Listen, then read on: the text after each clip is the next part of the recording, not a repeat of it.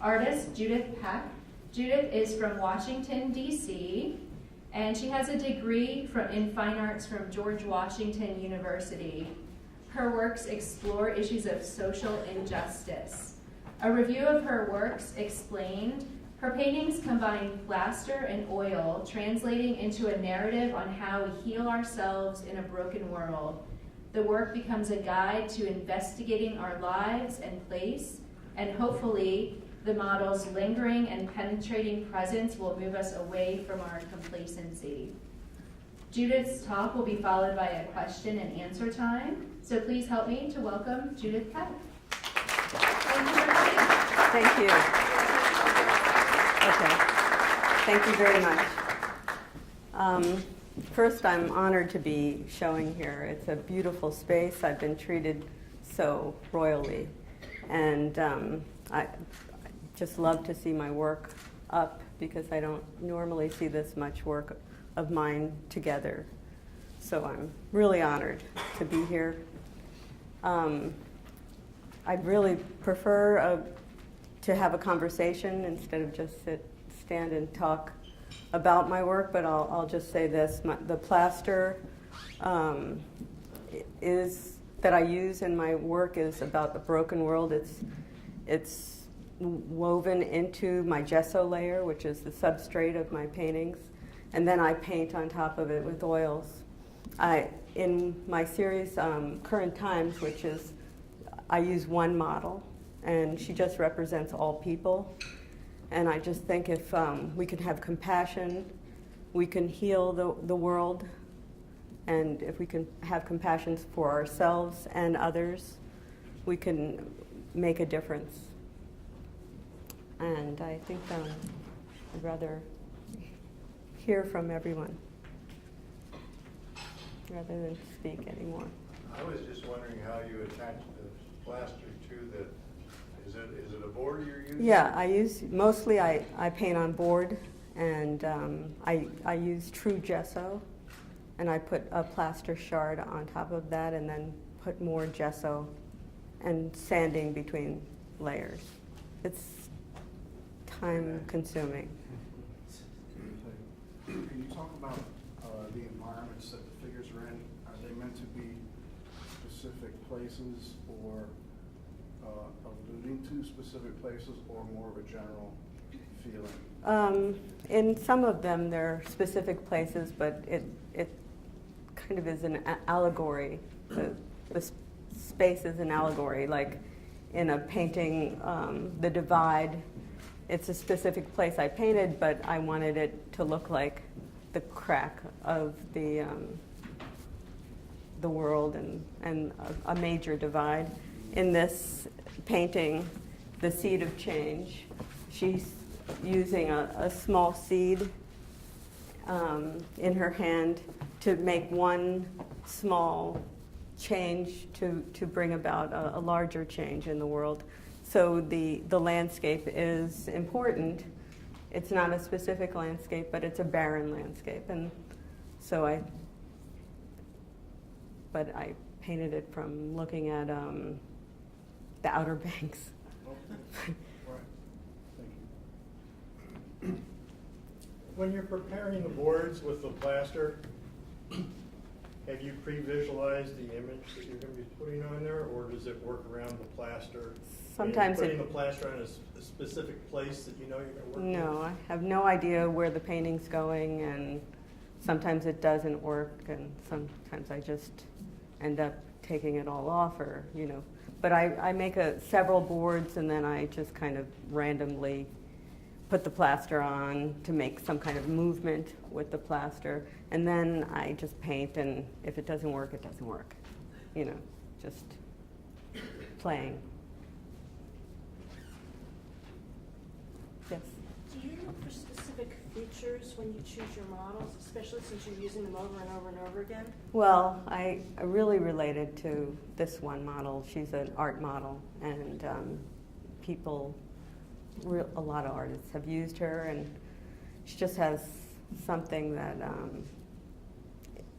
is more than just her face. or body, or is she something more? She becomes bigger in the work, and that's why I really like her, and I could relate to her, and she, you know, Did you tell that before you painted her? I knew her before I painted her. So there was a bond. So that's what I'm looking for. Some kind of model who projects something more than just her shell. You know, just the outside. But it's hard to find. It is. Do you use photo reference for the figures?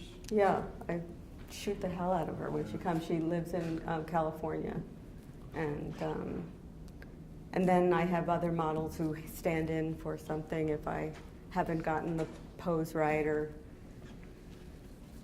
I have her come back the next year.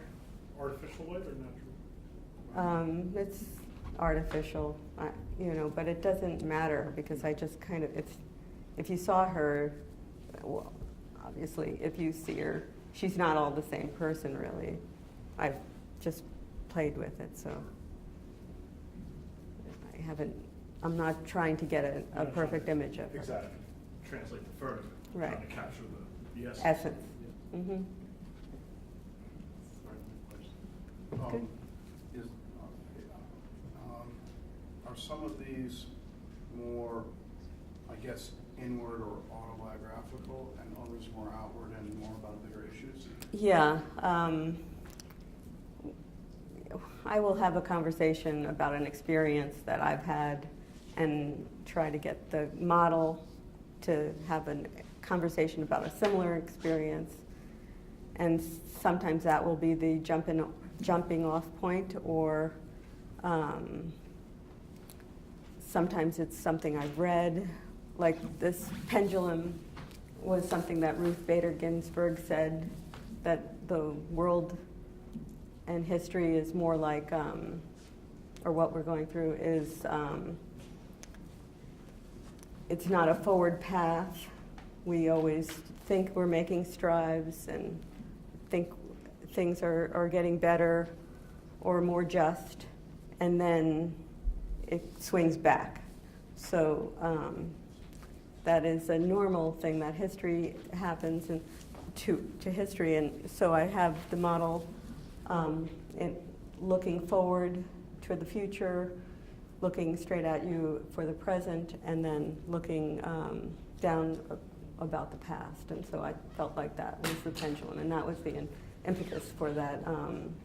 So it wasn't something in my life, but I am living in this world, and I'm affected by all of this. And I think as an artist, you kind of feel it more.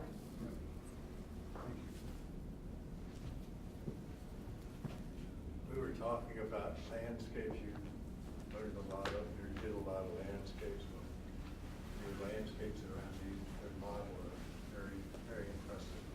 Thanks. I love doing landscapes, and I actually do landscapes when I want a little break, so I kind of can breathe after being involved in all of this. So I play with a landscape, but sometimes they're a little more beefed up or something. Yes? Can you talk about this series with the women with tattoos? Yeah, that series started out, it was inspired by Amartya Sen, S-E-N, who is an Indian philosopher who wrote the book Identity and Violence. And he wrote about not choosing one identity, but all the things that make you a person, and all your strengths and all the things you like, so you can relate to more people. And more people can relate to you. So you don't stand on, just your religion or whatever, your height. But you can relate to so many people. And I thought that when a lot of people put tattoos on, they put all the things that have affected their lives to show that they have all different facets. And so I chose some models who had a lot of tattoos, and it looked like they were like wearing their identity on their sleeve, and I thought that was an interesting way to show it. And sometimes when I paint the broken shards, I cover all the shards up with paint, and sometimes I erase them out because I think we can't hide all our brokenness. Sometimes it's very apparent. So I've erased it in some of those paintings. Do you have a favorite location to paint? I mean, I know you studio paint, but I have a studio. when you're in Austria and travel around? That was art residency, and it was like a art prison. I was all I did was paint. I didn't eat or do anything, and so I'd rather live my life and paint also. But if you want to get something done, go to art prison.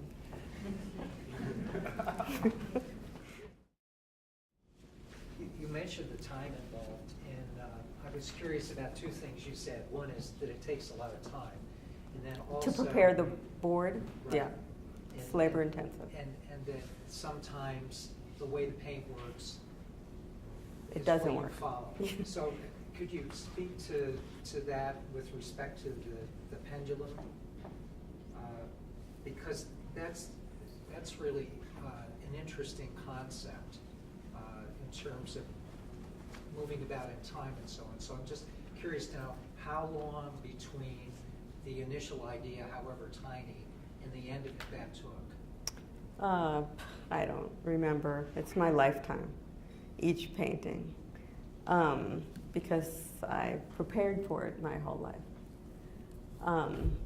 The board starts out as a cradle board.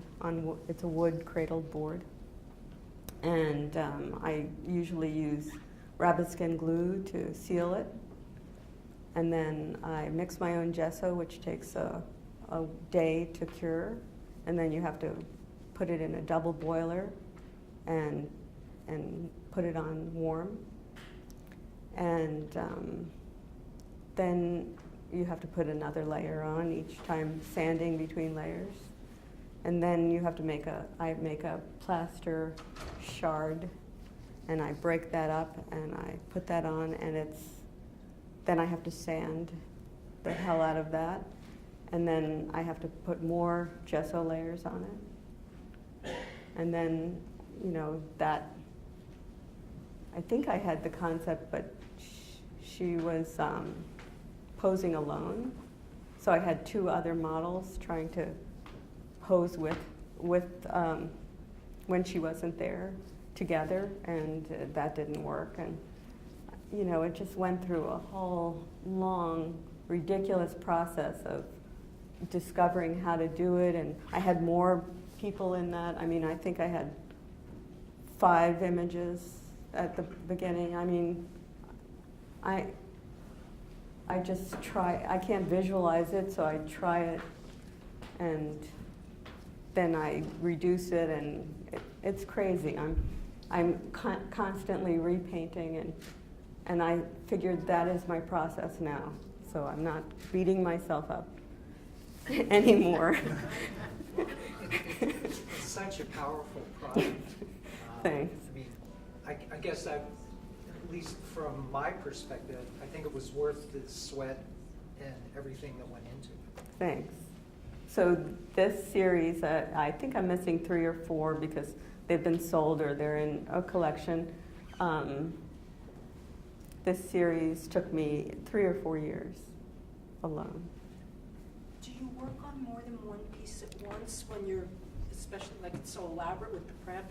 Yeah, I do. I work on usually 3, and then sometimes I put them to the wall and I never want to see them again, and then I bring them out again, kind of. So, but when I'm finishing up, I try to concentrate on just that one and live with it and do it and live with it and do it. But I usually have a couple in my studio that I'm either working on or angry at.